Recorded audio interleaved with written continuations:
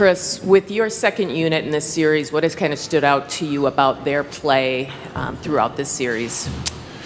Just their willingness to accept the challenge defensively. They've been really good there. There's a lot of tough matchups, different things we're trying to do.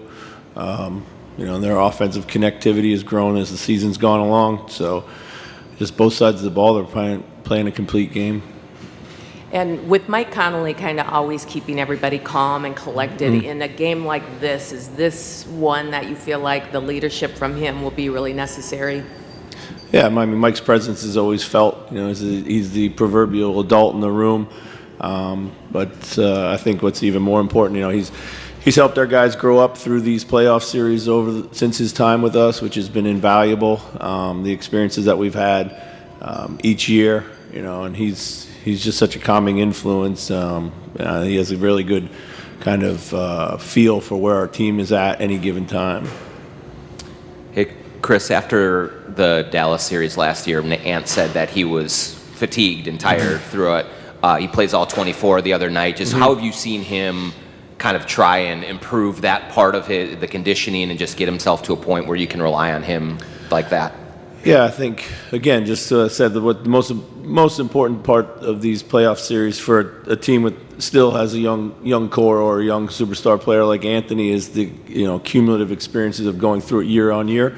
I can see in his preparation through the regular season, but even more so his focus and preparation throughout the playoffs so far, and how he's trying to prepare himself to have that energy each night. Of course, now we're only in round one. The Dallas series was a conference final, so we'll see as things emerge, like if he can maintain that type of energy. But he's, again, taking what he learned last year and knowing what he needs to do. So, Chris, what have you seen with the difference with how Ant plays when he's playing with joy? And is that something that you've tried to encourage from him? Oh, for sure. I mean, I think this generation in general, they need to have fun when they're out there playing, and we talk all the time about trying to enjoy playing basketball. I think Ant embodies that. He's a fierce competitor, but ultimately that smile is real, and he plays with great joy, and he should. He's got a ton of freedom. With that, he's accepted the responsibility of and the accountability that comes along with it, and he empowers his teammates, and I think that more than anything is what his teammates really love about him. Chris, what's it been like with Ant over the years, both teaching him the ways that you as a staff want him to play, and then also learning him and maybe the things he can do outside of the normal boundaries and adjusting your calculus with that? Yeah, I think it's, we're at that stage now where he's, providing a lot of great feedback, things that he sees, things that he understands now that, perhaps he didn't, maybe even a year ago, certainly before that, and that's what you want. It's got to be a relationship. You're always going to learn from your players because they're the ones that are out there. They're the ones that need to feel comfortable with the things that you're asking them to do. He has a great handle on what he feels he can accomplish. And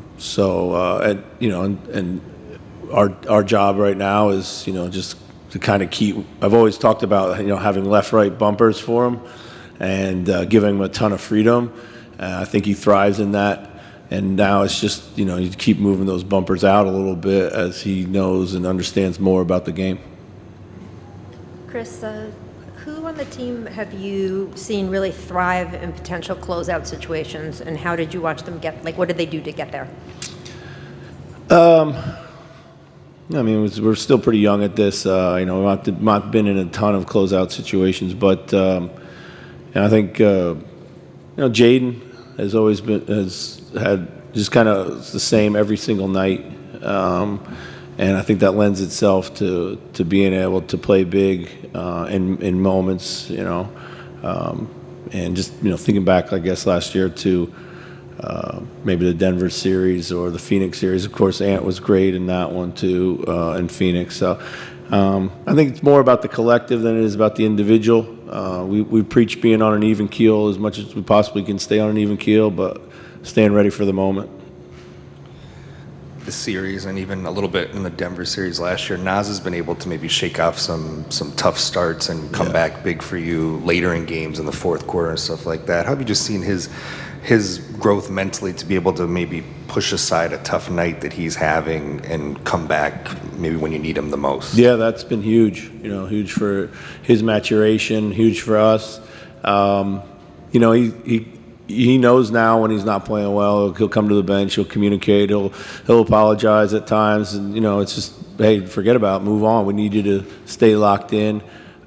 He's always been a confidence player, but now he understands how to build back his own confidence rather than needing external input for that all the time. So, but that comes with the path that he's taken. I mean, he's an undrafted free agent. He's proven himself every single year, increased his role 6 men of the year. He's gone from strength to strength, so he should have all the confidence in himself. Yeah, Coach, early in the third, you went to the bench group, just Nas and Dante and with the rest of the starters. Yeah. And just wonder, Luka had mentioned that you see some more blitzes with that group, but what do you see specifically on with that group against what the Lakers are throwing with their small ball? Well, I mean, that group, is probably our most athletic group. Dante's kind of one of those defensive playmakers. He just makes things happen. Gets his hands on a lot of stuff. He can rebound in the air. He's actually gets a lot of blocks at the rim for someone his size. He competes no matter who you put him on. So, and been real pleased with Nas's defense too. So that group throughout the course of the regular season wasn't always our best 5-man group, but they've really found a connectivity here in the playoffs. So. Hey, Chris, Game 4, one of the more critical plays was you having your challenge late in the game. Yeah.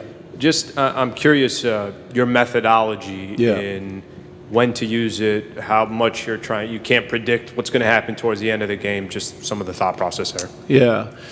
There's different theories on this. Ours is we just believe in trying to save our challenge as late as we possibly can. Obviously, 2 points off the board or 2 points on the board, inside the final minutes changes the mathematics quite significantly.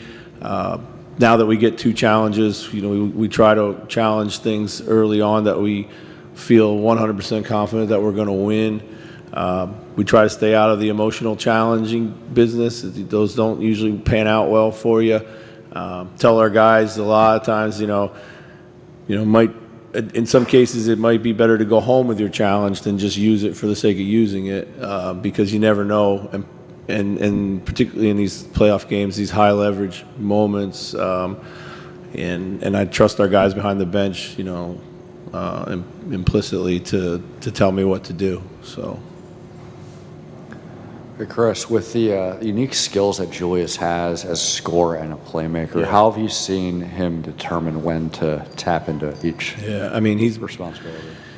He's really kind of toggling back and forth within himself. I think something that he battled, and we, at different times of the season gave him messages, hey, we need you to score more, hey, we need you to pass more, and sometimes it was the wrong message. We needed him to pass when we were telling him we needed to score. So that was a lot of our early season growth with him.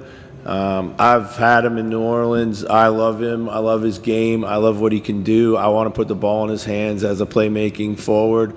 That's what he is best. And right now, during this series, I just think he's making all the right plays. I think he's found that balance of being aggressive, scoring, committing to his offense, but also still creating enough for his teammates. We're at our best when he's creating offense for his teammates. Chris, kind of in regards to what Rachel asked, your team plays with a lot of emotion, and it's been on the wrong side of that kind of emotion at times. Yeah.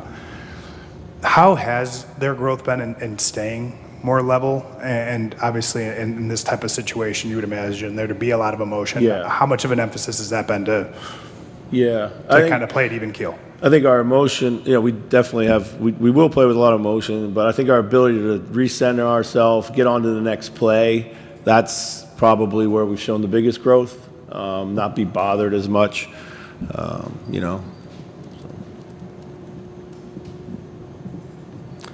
Coach, in the 3 wins, Jaden had 30 points, 25 points, 16 points. In the Game 2 loss, he only had 8. Yeah. Seems like when Jaden's going off, things go well. What do you do to make sure he stays involved offensively this game? Yeah, I mean, we've got to, just make the play that's in front of us. There's plenty of opportunities, I think, for that. He's got to continue to stay aggressive.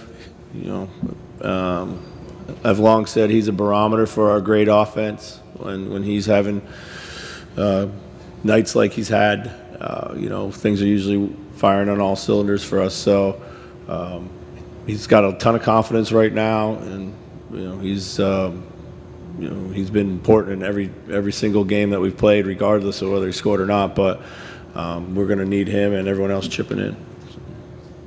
Thank you.